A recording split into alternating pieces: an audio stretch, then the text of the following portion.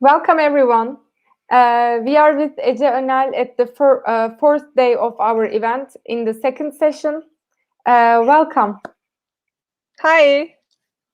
How are you? Pretty good, actually. How about you? We're super excited to have you here. First of all, I wanted to mention that because, we all are kind of tired of having virtual sessions and virtual events, but we have planned to give a goodbye to the pandemic in its own words. So, that kind of an event, actually. And for the topic in the track of sustainable development goals, we are so excited to have you here. So would you like to tell us about yourself a bit? Yeah, first of all, thanks for having me here. It's pretty excited to be here with you guys. I'm Ece. I'm the Strategy and Development Manager of Ecording. We are actually creating environmental solutions to reduce the consequences of climate change. We work against the consequences of climate change, actually, through afforestation with UAVs, eco-drone, that we call it. Yeah. Sorry. Well, the things that you mentioned is great. So since our track is under the name of Sustainable Development Goals, would you like to tell us about the aim of the 2030 deadline? Would you like to give us some information about that? Yeah, 2030 deadline is actually that according to IPCC, there is no way to prevent the global temperature rise of 1.5 by 2030. And if we act today, if we act together, we can limit that rise to 1.5 in 2030. And to limit that rise, there is artificial solutions as well as natural solutions, and natural and eco-friendly solutions, I would say. And to reduce the consequences of climate change, the world needs 1.2 trillion more trees than we have today. And to do that, it's completely impossible with conventional methods. We need technological and sustainable and more like innovative methods to do that.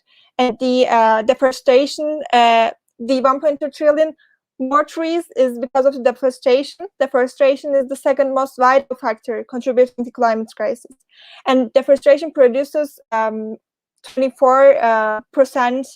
of total greenhouse gas emissions that affect the global warming. While the climate crisis is growing due to increased deforestation, this crisis also leads to enhancement inequalities in society.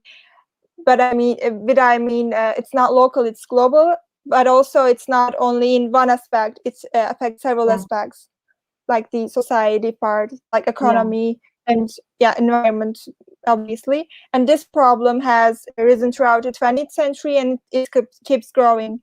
And we need more than 1 trillion trees by 2030. Yeah. Well, yes, the number that you mentioned is really high, actually. So do you know? And the deadline is pretty close. It's only 9 years away. Exactly. And so do you have yes, so there you said that we obviously need to use technology for that kind of to reach that aim. So can you give us some hints about how to use technology when it comes to reach those climate and nature, solve those crises, actually?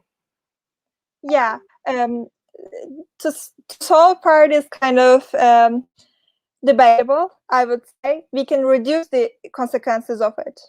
There is artificial and natural solutions. Artificial solutions are more like carbon capture technologies, and natural solutions are more like planting trees or educating people on how to live sustainably. And the environmental conscious individuals have a great impact in that natural solutions part, which is not the technological solution, but it also has a great impact because, as I mentioned, it's not local, it's global. We have to educate individuals to have a mass action. and most of those problems tied to global warming and climate crisis are man-made, and they affect all humankind without any discrimination of language, nation, religion, race, or social status. And the bigger problems will arise out of continuing this situation, and Earth will be a place which is harder for us to live, and we need a more livable future, obviously. And the only and most powerful thing that can help resolve this problem is environmentally conscious individuals and the steps which are taken with this consciousness.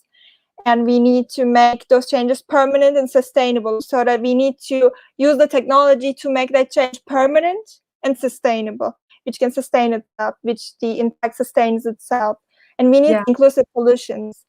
It's the solution that technology helps us to have should not only affect the environment, which should also work on biodiversity, have a great impact on society, but also the deforestation or reforestation. It should focus on several SDGs. Well, yes, especially something that you said got my attention a lot. So you said we have to educate individuals to make it mass action. So before coming to the technological solutions, would you like to explain it a bit more? I know that you did, but just a step by step. So we first need to educate so you said we need to have a sustainable, maybe we need to reach the change in a sustainable way. So what kind of steps do you think that should be followed to educate the individuals? Yeah, it's not only educate. Actually, as you mentioned, it's step by step. First, we need to educate them, yes, and then we need to make them live. We need to transform their lifestyles. We need to make living sustainably a habit, I would say. We need to make that change permanent to have a greater impact in the future, to make it a norm, make it a reality to live sustainably, to transform what we have now to have a more livable future in the coming years. And we still have a chance. We have 9 years to still act on it. So with that education, we need to make it permanent with habits, which make it more like a lifestyle.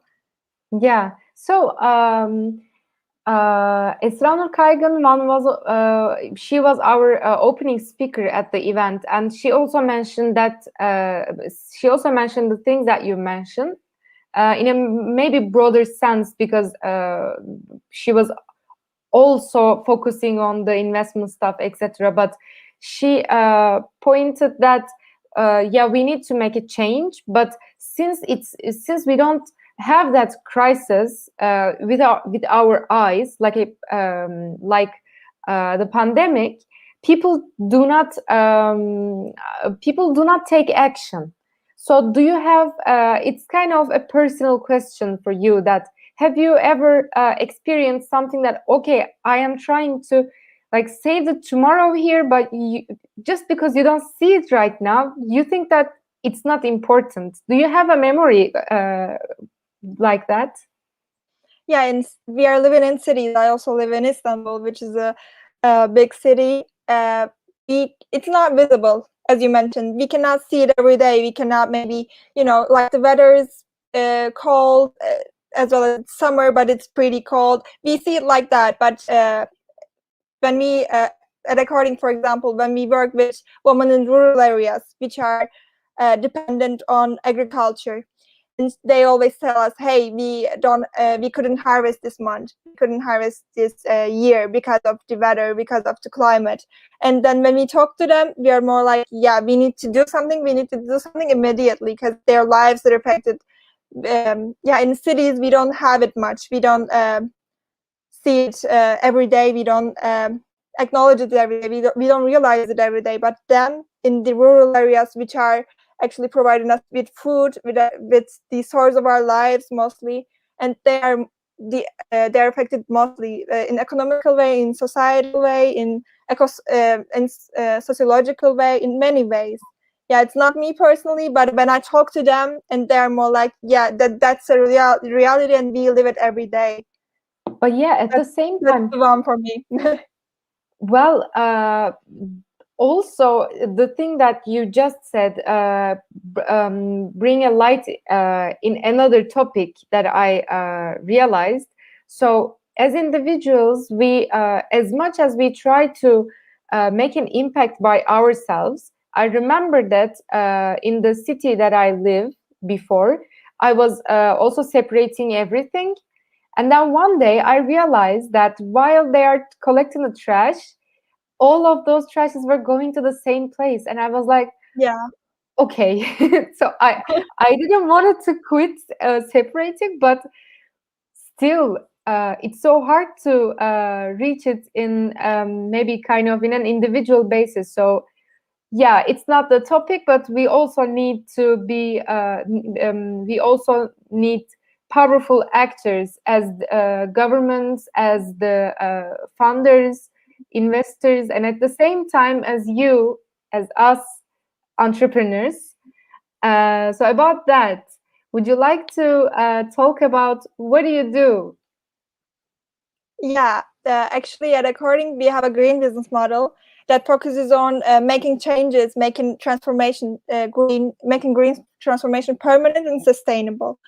Actually, our business model transforms the environment, transforms companies, transforms society, and we work against the loss of forests mostly, and by doing that, we work against the loss of biodiversity and the increase in inequalities in society. We work with corporations and through Seaballs, which are Ecodrone, which is an unmanned aerial vehicle that we've developed for the corporations sold products and services. The seed balls are produced by women that I mentioned who suffer from income inequalities due to climate change. Yeah. And this enables us to act all together on ending the destruction of nature and repairing our planet and securing the health and well-being of next generations to come. Yeah, that way we are creating a more livable world for the future of humankind. That's our mission, that's our vision, that's our passion, I would say. Yeah, yeah, that was a great conclusion, actually. So I kind of have a question that you just you said that there is an income inequality when because of the climate change, right? Did I get it right? So can you explain the connection? Yeah, people have to immigrate to another place to have a job because of the fact that they lost their jobs because of climate crisis, which they depend on agriculture or jobs related to agriculture, and they because of the change in climate, because of the change in soil, change in the minerals in the soil, they cannot they lose their jobs, they lose their income, and then they have to immigrate in another place. But that is not always the case. Sometimes they don't have the option to immigrate, or some things come up, and then the income inequality part is mostly in Turkey, because we operate in Turkey. We know it much more closer. In Turkey, women have the biggest income inequality because of climate change, and because of the fact that they don't have insurance, they don't have social security, etc. They are mostly not they don't work with social security, or they are not acknowledged workers, farmers, or also they are the ones who suffer from income inequality the most. Yeah, it's related to agriculture and mostly food industry. Well, actually, the climate change's consequences are is a lot. So if we start to talk about them one by one, so we are gonna need maybe 6 more half hours, maybe even more. So, which one do you think is so previously we said that people sometimes don't act don't react because they don't see that in their lives one by one. So in which field do you foresee to have the first maybe the crisis bump? Yeah, like, okay, this happened, so I need to do something that maybe people will realize. When are they going to realize that they needed to and now need to do something? Yeah, I believe that when it affects more and more on the food topic, like as I mentioned, it's the source of our lives, water and food. Water has been affecting us, but we don't realize it as a biggest effect. And when the food and water are affected in a more greater scale, people are going to say, hey, my life is at risk and I need to take an action on it. And I know why it is. And yeah, the problem is man-made and it can be only solved by us. Nature tried to solve it for years, but we are continuing to destruct it. So yeah, I believe that water and food, when we face greater challenges within those two topics, we are going to say, hey, it's the time. It's the only time that we have to act on it, and we have only 9 years. Yeah, so to increase the awareness,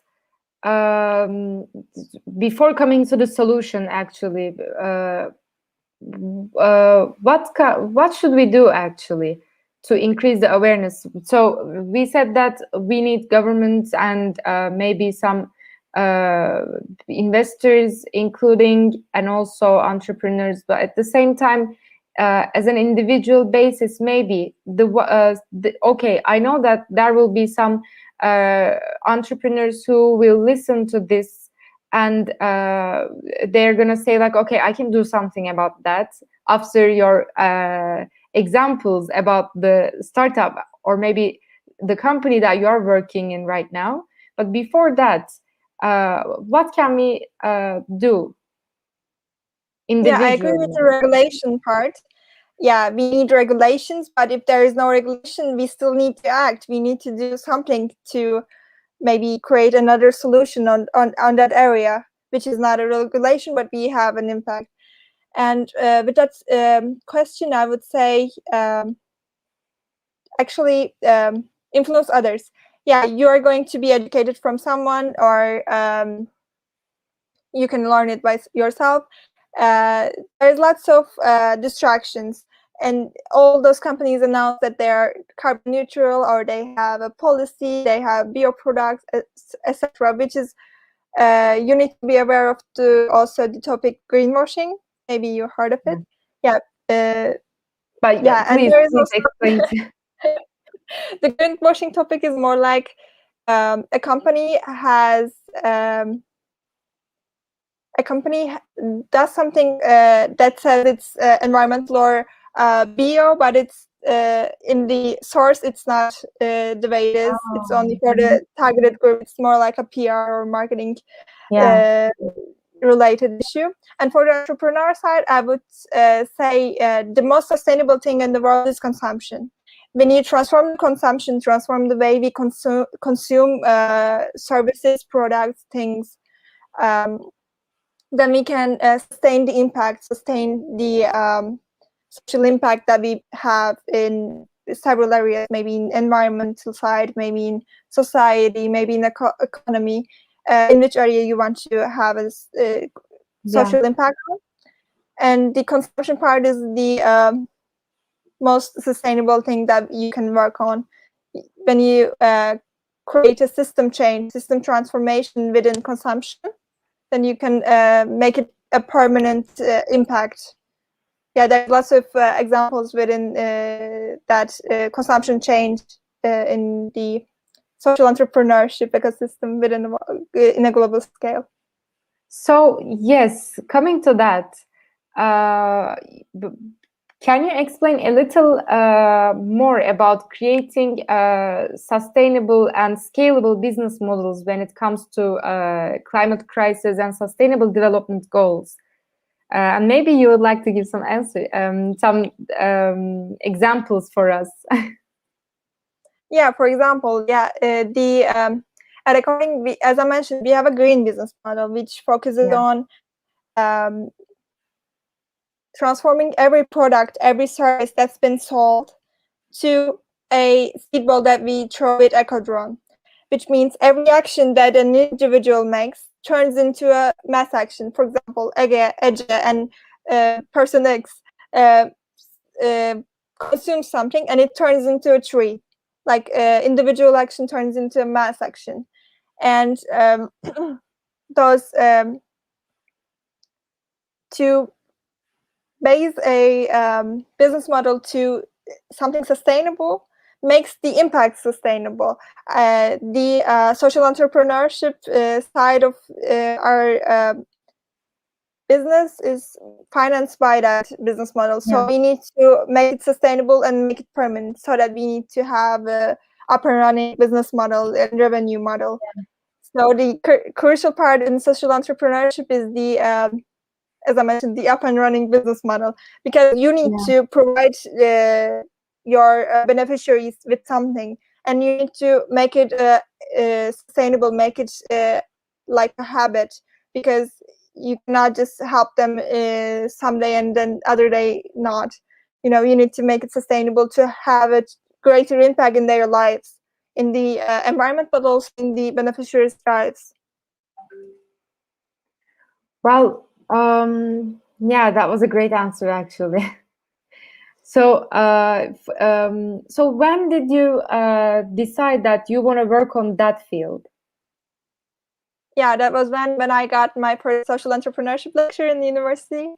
That was more Really? like, yeah, that was like, yeah, I want to do something about in several aspects of SDG, Sustainable Development Goals.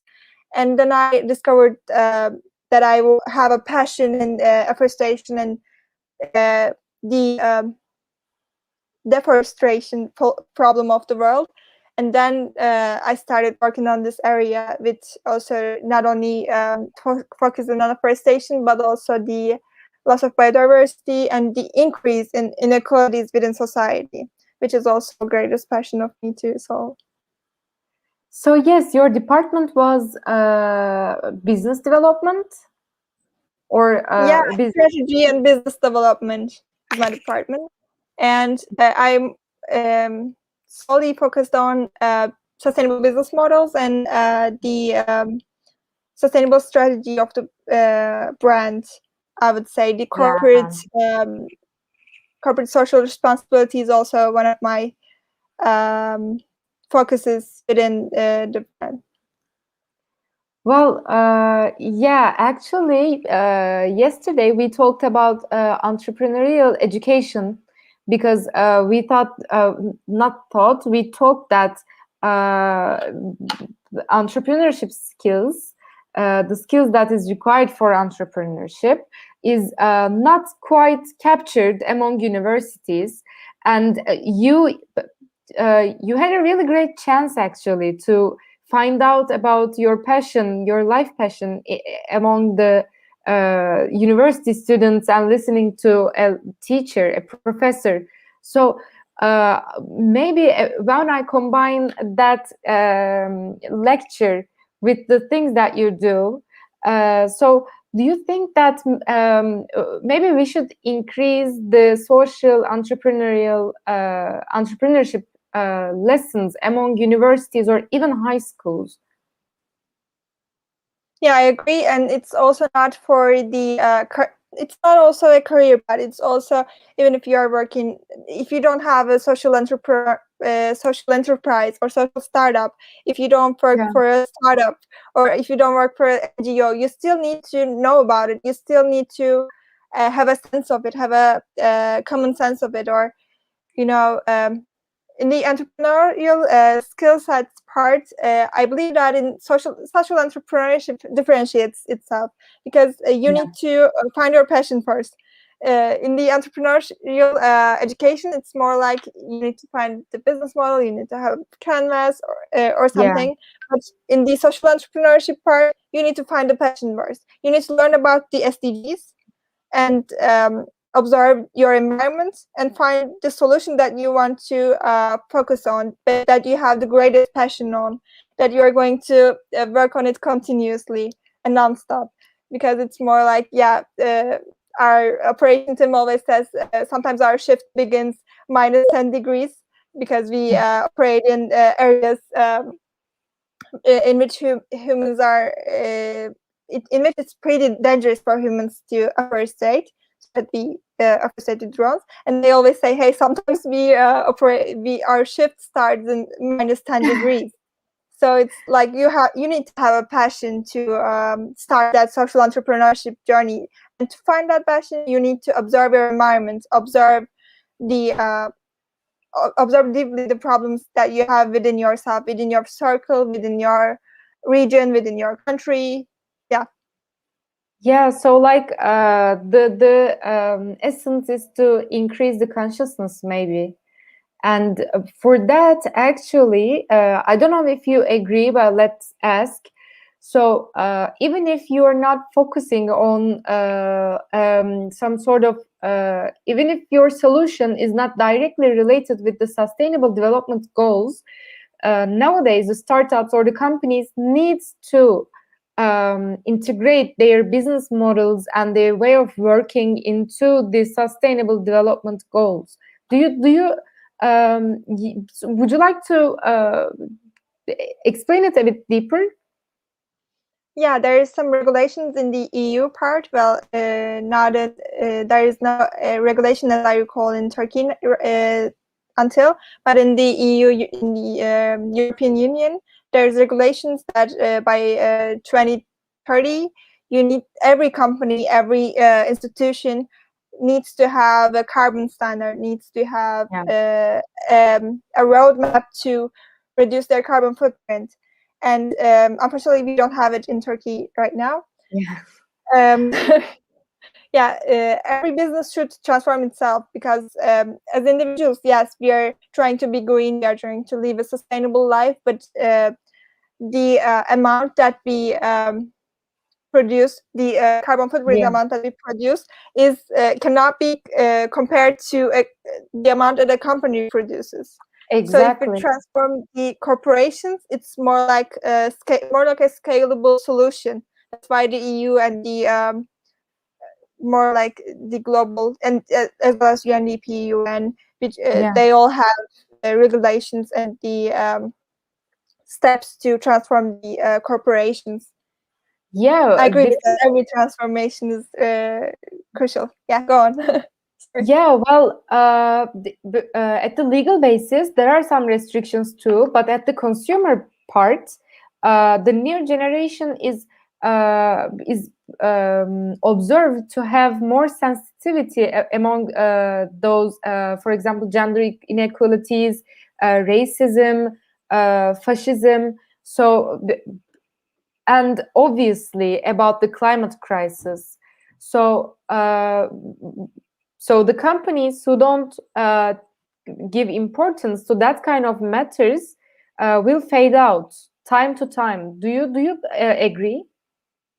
I agree because I agree completely because the younger generations, our generation and younger generations have more of a sense, more of a I cannot find a word now. They lack of it. They lack of it, and they want a more livable future in the long run.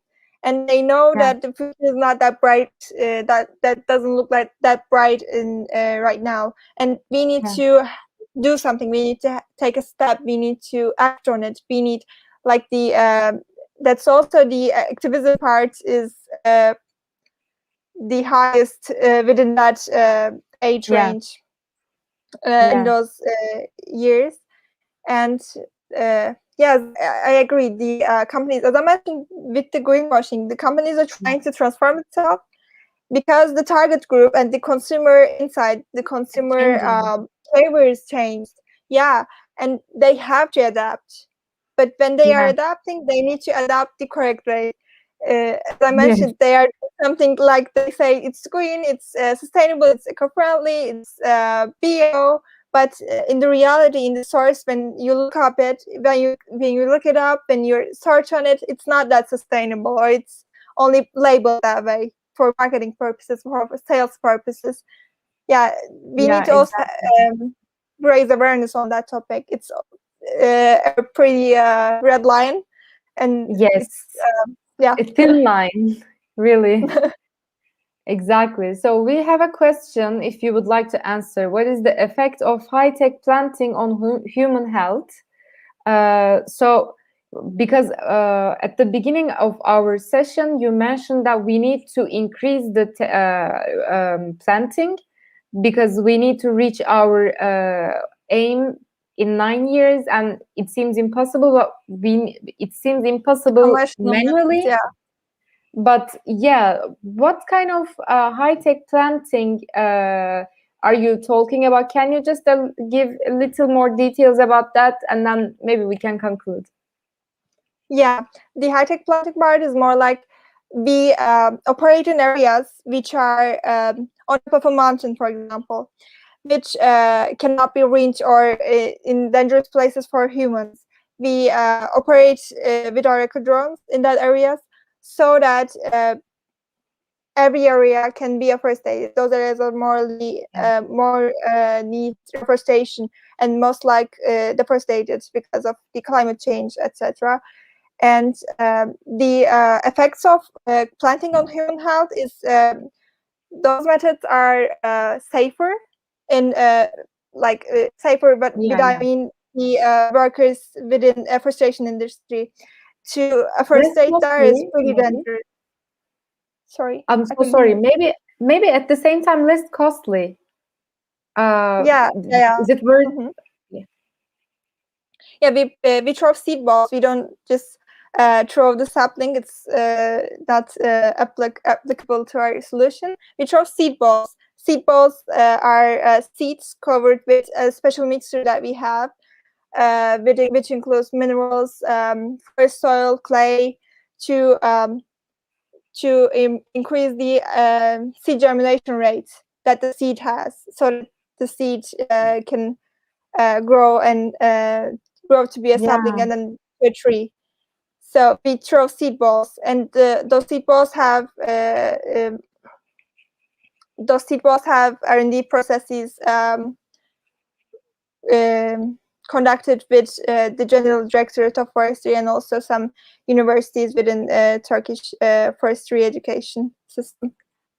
Well, yes, it's yeah, the solution and the whole session, the conversation was really inspiring and beautiful, actually. It was a So, pleasure. thank you so much. We all, no, not we, just if you would like to, you make the conclusion, because I believe the summarize of yours will be much better and much extensive than ours. Yeah, I would conclude with we need to take action. We need to do it immediately and make it sustainable and permanent. So, as I mentioned, as individuals, we have a greater impact within our lives, within our circles. We can influence people. We can have an effect on our circle, and yeah, we need a more livable future, and it's time to act, I would say. Thank you so much for being Sorry. here. So we will be moving on with İhsan Ergin. He will be talking about growth and innovation in 5 minutes. And before that, again, thank you so much for being here. And I believe that the listeners or the people who are going to listen it later can reach you from LinkedIn. Yeah, absolutely. Yeah. I would love to. And also, if you have any questions for further discussion, you can visit our Discord channel to meet with the speaker, meet with Ece. So thank you again so much. Thanks for having me. It was a pleasure again. Take care. Goodbye. Bye.